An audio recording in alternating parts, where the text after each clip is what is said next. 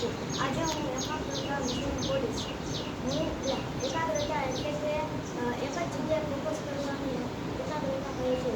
આપણે એકાગ્રતા વધારવા માટે કરીને શાંતિ, યોગા કરવા વગેરે કરવું જોઈએ.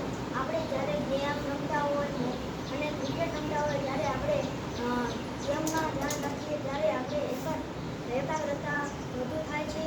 મહાન ઋષિમુનિઓ પણ જ્ઞાન અને યોગા કરતા હતા. તેથી તે એકાગ્રતા વધારો કર્યો. તેથી તે મહાન ઋષિમુનિઓ બની શક્યા. સ્વામી વિવેકાનંદનું બાળપણનું નામ નરેન્દ્રનાથ દત્ત હતું. જ્યારે તે નાના હતા ત્યારે તે યોગા કરતા હતા અને મનને શાંત રાખતા હતા. તેથી તે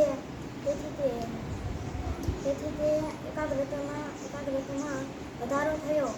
તેથી તે સ્વામી વિવેકાનંદ બની શક્યા. Very good.